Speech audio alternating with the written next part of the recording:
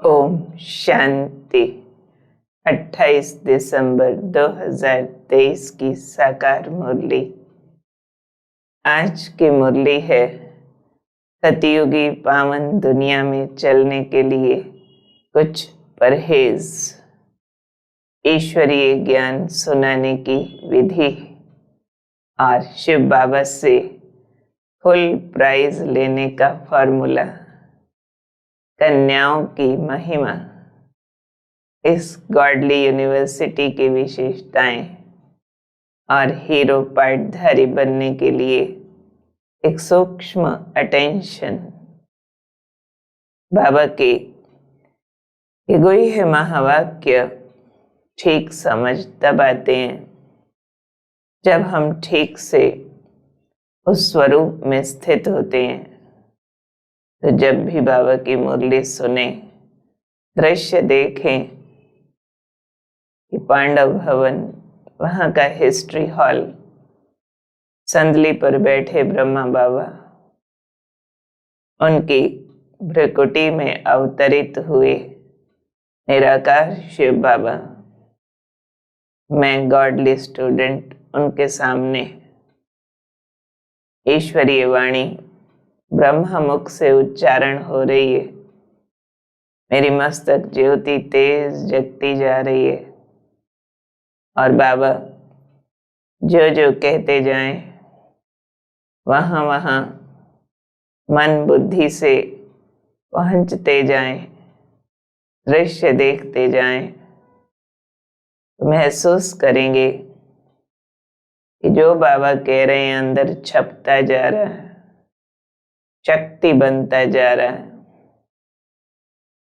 तो आत्मा होकर सुनना होता है। पूरा ध्यान आत्मा सितारे पर। मैं आत्मा इन कानों से शिव भगवानुवाच सुनती हूँ। आज शिव बाबा बोले, मीठे बच्चे, दान सदा पात्र को देना, फालतू समय वेस्ट नहीं करना। हर एक की नब्ज देखो कि सुनते समय उनकी वृत्ति कहाँ जाती है। तो सबको परखना है, ज्ञान दान लेने के योग्य है, एकाग्र होता है, रिसीव करता है, तो उसको देने से धारणा होगी। वरना सुनाने के बावजूद भी उसको यूज नहीं करेंगे। फिर बाबा हमें पावन दुनिया में चलने के लिए एक परहेज बता रहे हैं कि गृहस्थ व्यवहार में कमल फूल समान रहना ये सबसे भारी परहेज है।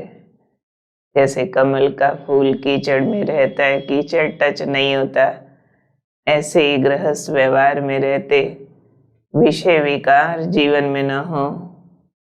तो ये हमारा विशेष त्याग है जो बुद्धि से सारी पुरानी दुनिया का आकर्षण मिट जाए। उसके लिए एक रिप्लेसमेंट दिए बाबा ने कि एक आंख में हो स्वीट होम, दूसरी आंख में हो स्वीट राजधानी। यानी अंदर स्मृतियां हो आत्माओं के देश परम धाम की और आने वाली सतयुगी दुनिया की, और इस दुनिया को देखते हुए भी नहीं देखना है, यानी अटैच नहीं होना है। ये है बहुत बड़ी परहेज। इसी परहेज से पावन दुनिया में चले जाते हैं। तो इस परहेज को पक्का करेंगे कि घर गृहस्थ में पूरा पवित्र होकर रहना और बुद्धि से अपने परम धाम को और सतयुगी दुनिया को याद करते ही रहना है। पुरानी दुनिया से दिल अटैच नहीं होने देना है। अब सुनते हैं हम शिव बाबा की महिमा, जिनके लिए गाते हैं एक ओंकार। वो निराकार है, निरअहंकारी है। तो अब बाप समझाते हैं कि ऊंच ते ऊंच एक निराकार शिव ही है। वही पुरानी दुनिया को बदलने वाला स्वर्ग का रचयिता है, सतगुरु है, सर्व का सद्गति दाता है। ब्रह्मा विष्णु शंकर भी उनके बच्चे हैं। पतित दुनिया पतित शरीर में आते हैं और आकर के तमो प्रधान सृष्टि को सतो प्रधान बनाते हैं। तो परम पिता परमात्मा शिव भगवान वाच अभी वही गीता एपिसोड रिपीट हो रहा है, क्योंकि शिव बाबा फिर से गीता ज्ञान दे रहे हैं।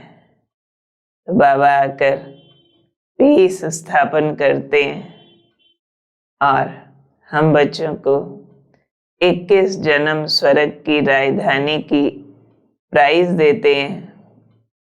तो बाबा ने कहा, तुम बच्चे बाबा को क्या प्राइज देंगे? तो बाप कहते हैं, शिव बाबा तो दाता है, जो जितनी प्राइज संगम युग पर बाप को देते हैं उतनी फिर बाप से लेते हैं, क्योंकि दाता को अपने लिए तो कुछ चाहिए नहीं ना। यहाँ प्राइज मीन्स कितना बाबा के लिए डिवोट करते हैं, टाइम, थॉट्स, अपने सारे एफर्ट्स, मनी, और कितनी डेडिकेशन है। इसलिए बाबा कह रहे हैं, देखो पहले पहले इस दादा ने, ब्रह्मा बाबा ने अपना सब कुछ दिया है, इसलिए फुल प्राइज भी लेते हैं। भक्ति मार्ग में भी भल तुम मनुष्यों आदि को दान देते हो, परंतु रिटर्न फल तो फिर भी शिव बाबा दाता देता है। वो लेता नहीं है, वास्तव में देता है। और अब प्यारे बाबा इस गॉडली यूनिवर्सिटी की विचित्रता समझा रहे हैं कि दुनिया में स्कूल छोटे होते हैं जो टीचर अच्छी रीति बच्चों को देख सके और नंबरवार बिठाए, परंतु ये तो सबसे बड़ी गॉडफादरली यूनिवर्सिटी है। यहाँ तो बहुत है, नंबरवार बिठा नहीं सकते। यहाँ स्वयं शिव बाबा तुमको परम धाम से आकर पढ़ाते हैं। तो बाप कहते हैं, घर गृहस्थ में रहते कमल फूल समान पवित्र बनो और बुद्धि से देह सहित देह के सब संबंधों को भूल स्वीट होम, स्वीट राजधानी को याद करो। ये स्कूल की स्पेशलिटी है। भगवान वाच, मैं तुमको राजयोग सिखलाकर मनुष्य से देवता बनाता हूँ। तो याद करने से ही विकर्म विनाश होते हैं और आत्मा शुद्ध बन जाती है। फिर ज्ञान को धारण करने से तुम चक्रवर्ती राजा बन जाते हो।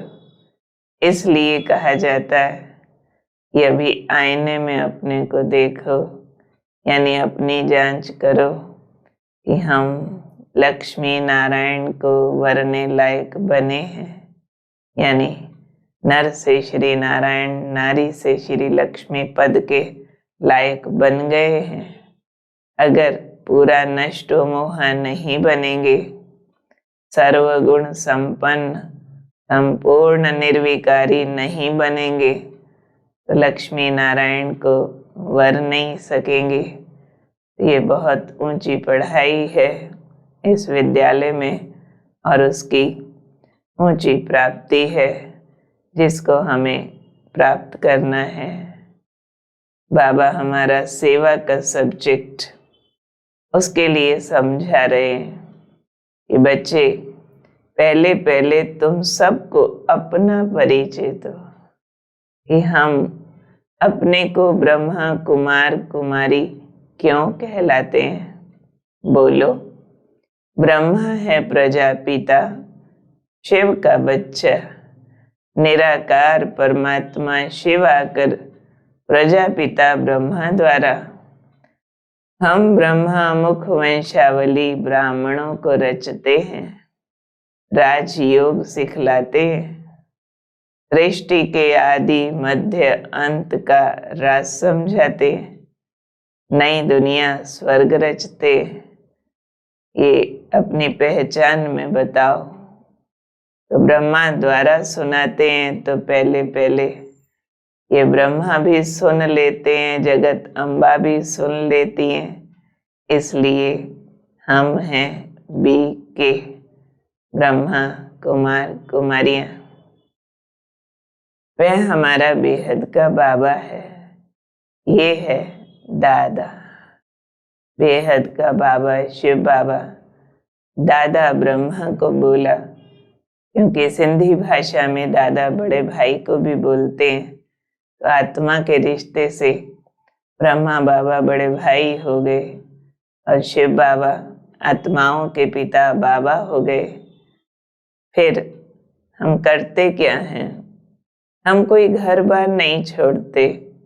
हम तो अपने घर में रहते हैं। हम बाहुबल से नहीं, योग बल से विश्व पर राज्य पा रहे हैं। तो बोलो भाई जी व बहन जी, इन बातों को चित्त लगाकर अच्छी रीति सुनो, बुद्धि को भटकाओ मत। तुम भी वास्तव में शिव की संतान हो। तुम भी ब्रह्मा कुमार कुमारियां हो। सिर्फ पहचानने की जरूरत है। तुमने जिस्मानी यात्राएं तो जन्म जन्मांतर की हैं। अब भी रूहानी यात्रा करो और बेहद के बाप से वर्षा लो। ये बाबा हमें सेवा करने की ट्रेनिंग दे रहे हैं कि ऐसे ऐसे समझना। फिर बाबा कन्याओं की महिमा करते हुए कह रहे हैं कि बाप समझाते हैं तो कुमार और कुमारियां दोनों पवित्र। फिर भी कुमारी का नाम क्यों गाया जाता है?